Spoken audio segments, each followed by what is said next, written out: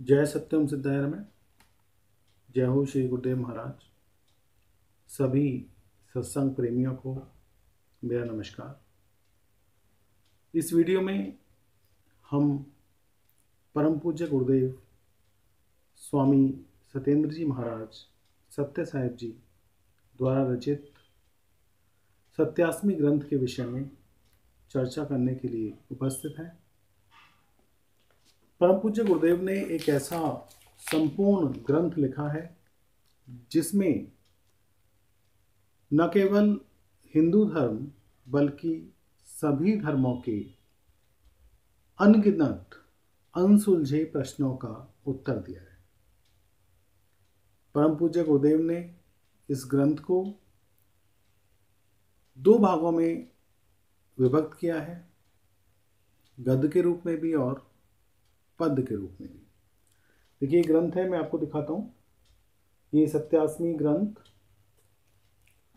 परम पूज्य गुरुदेव स्वामी सत्येंद्र जी महाराज ने लिखा है और इसमें बहुत सारे दोहे गुरुदेव ने लिखे हैं। न जाने कितनी ऐसी बातें हैं जिनमें हम लोग उलझे हुए हैं और उन सारी बातों की इसमें चर्चा की गई है। मैं पुरुषोत्तम शरण घनसल गुरुदेव का सेवक हूँ, शिष्य हूँ और गुरुदेव की प्रेरणा से, गुरुदेव के आशीर्वाद से और उनके प्रोत्साहन से मैं ये वीडियोस की सीरीज़ बना रहा हूँ, जिसमें गुरुदेव ने जो ग्रंथ लिखा है सत्यास्मी ग्रंथ, उसमें जो बहुत सारी व्याख्याएं गुरुदेव ने की हैं अलग अलग चीज़ों में। जैसे कुछ उदाहरण मैं लेता हूँ, सत्संग की महिमा, अहम सत्यास्मी, या जो गुरुदेव का मंत्र है सत्यम सिद्धाय रमै, तो उसकी व्याख्या की है। उसके अलावा कुछ ऐसी चीज़ें जैसे सहज योग क्या है, नाद योग क्या है, स्त्री शक्ति जागरण के विषय में बताया है, विवाह क्या होता है, विवाह की पद्धतियों के बारे में गुरुदेव ने इसमें बताया है। उसके अलावा शिवलिंग का जो रहस्य होता है, शिवलिंग का जिसकी हम पूजा करते हैं उसमें क्या रहस्य है। उसके अलावा ब्रह्मा, विष्णु, महेश, भैरव, जितने भी देवी देवता हैं सबके विषय में गुरुदेव ने व्याख्या की है। महात्मा बुद्ध, महावीर स्वामी, ईसा मसीह, मोहम्मद साहब, सबके बारे में गुरुदेव ने इस ग्रंथ में लिखा है।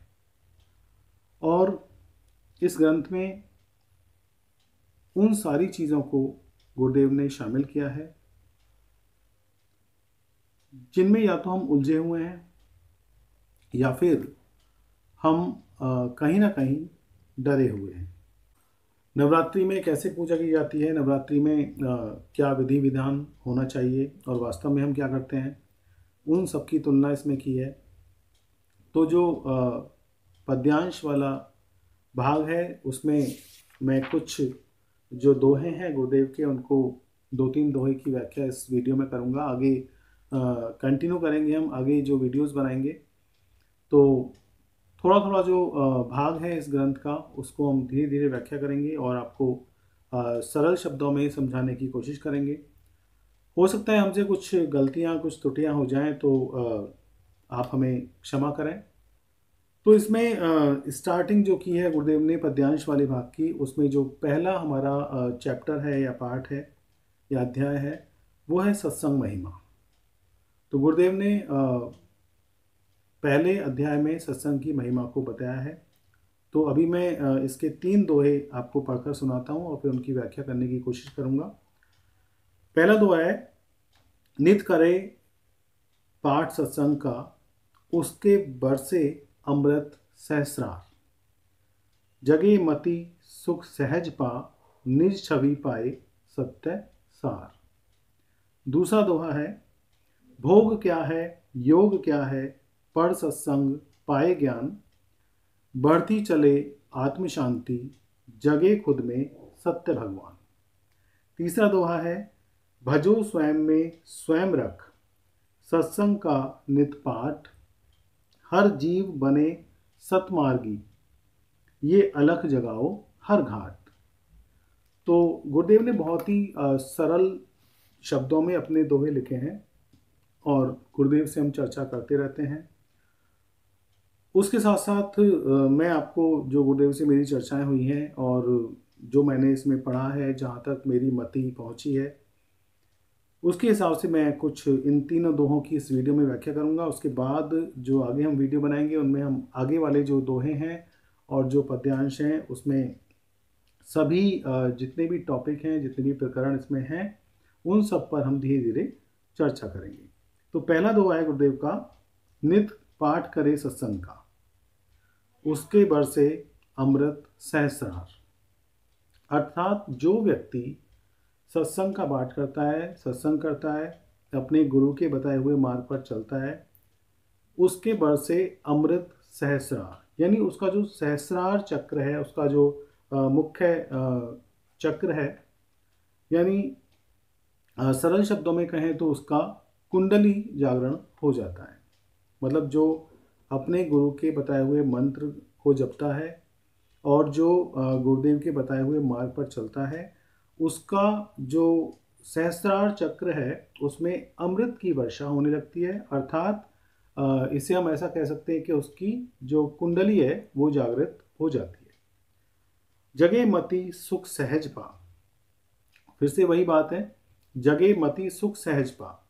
जो व्यक्ति सत्संग करता है, गुरु मंत्र का जाप करता है, जैसे हमारा मंत्र है सत्य ओम सिद्धाय नमः, तो जो इन मंत्र का जाप करता है उसकी जो मति है, उसका जो ज्ञान है वो जागृत होता है।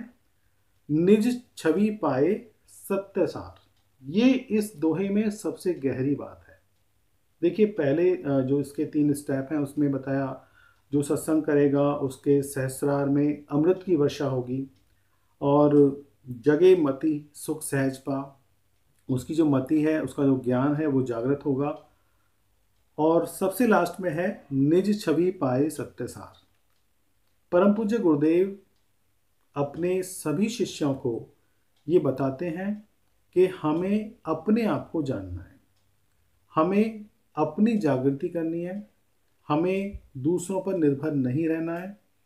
तो निज छवि पाए सत्यसार, अर्थात जो व्यक्ति गुरुदेव के बताए हुए मंत्र का जाप करता है, जो व्यक्ति अपने गुरु के बताए हुए रास्ते पर चलता है, वो खुद को जानता है, अपनी छवि, अपने शरीर में क्या है, हम कौन हैं, उसकी सत्यता क्या है। मतलब जो व्यक्ति है वो वास्तव में कौन है, उसकी सत्यता क्या है, और उसके विषय में वो जान जाता है अगर वो सत्संग करता है तो। दूसरा दोहा है, भोग क्या है, योग क्या है, पढ़ सत्संग पाए ज्ञान। बढ़ती चले आत्मशांति, जगे खुद में सत्य भगवान। अगर हम सत्संग करते हैं, अगर हम अपने गुरु के बताए हुए मार्ग पर चलते हैं, उनकी वाणी को सुनते हैं, तो हमें पता चलता है कि भोग क्या है और योग क्या है। मतलब जो हमारे सांसारिक कर्म हैं उनमें और योग में, अर्थात पूजा में या ध्यान में क्या अंतर है, हमें कब कैसे करना चाहिए, भोग कब करना चाहिए, योग कब करना चाहिए। पढ़ सत्संग पाए ज्ञान, अर्थात अगर हम सत्संग करते हैं तो भोग और योग के बारे में हमें जानकारी होती है। बढ़ती चले आत्मशांति, जगे खुद में सत्य भगवान। अगर हम सत्संग करते हैं, मंत्रों का जाप करते हैं, गुरुदेव के बताए हुए रास्ते पर चलते हैं, तो हमारी जो आत्म शांति है वो बढ़ती है।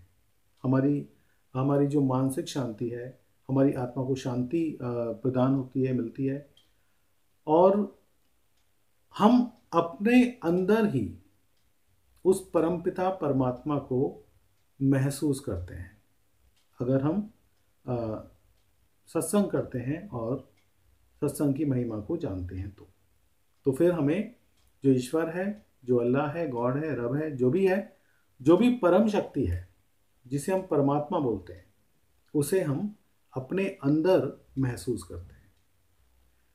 तीसरा दोहा है, भजो स्वयं में स्वयं रख, सत्संग का नित पाठ, हर जीव बने सतमार्गी, ये अलख जगाओ हर घाट। देखिए, गुरुदेव इशारा करते हैं, अपने भक्तों को बताते हैं कि हमें दूसरों पर निर्भर नहीं रहना है, हमें मांगने वाला नहीं बनना है। हम जहाँ भी जाते हैं, धार्मिक स्थलों पर गुरुओं के पास जाते हैं, तो हम मांगते हैं, हमें ये दे दीजिए, हमें वो दे दीजिए। तो गुरुदेव ये कहते हैं, भजो स्वयं में स्वयं रख। इससे पहले वाले दोहे में आपको बताया था कि आपको फील होगा कि आपके अंदर ही परमात्मा है। ठीक है, अब इसमें कह रहे हैं कि भजो स्वयं में स्वयं रख, यानी अपने अंदर आप परम शक्ति परमात्मा को महसूस करें और उसको अपने अंदर फील करने के बाद ही आप ये जानें कि जो ईश्वर है वो मेरे अंदर है और मैं उसकी ही उपासना कर रहा हूँ। अगर हम ऐसा सोचेंगे तो सभी जीव, सभी मनुष्य जो जितने भी हैं, वो सतमार्गी बन जाएंगे, यानी वो सत्य के मार्ग पर चलने वाले, अर्थात एक जो ईश्वर का बताया हुआ रास्ता है उस पर चलने लगेंगे। तो अलख जगाओ हर घाट, हमें सभी लोगों को इस विषय में जानकारी देनी है कि ईश्वर हमारे अंदर ही विद्यमान है, विराजमान है, और हमें उसको अपने अंदर महसूस करना है।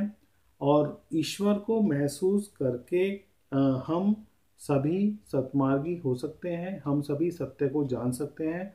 सच्चाई क्या है, धार्मिकता क्या है, धर्म क्या है, उन विषयों को हम जान पाएंगे। अपने अंदर पूरा ब्रह्मांड समाया हुआ है, उसके बारे में हम जानकारी कर पाएंगे और इसी चीज़ को हमें आगे भी बढ़ाना है, अर्थात सभी लोगों को इस चीज़ को बताना है।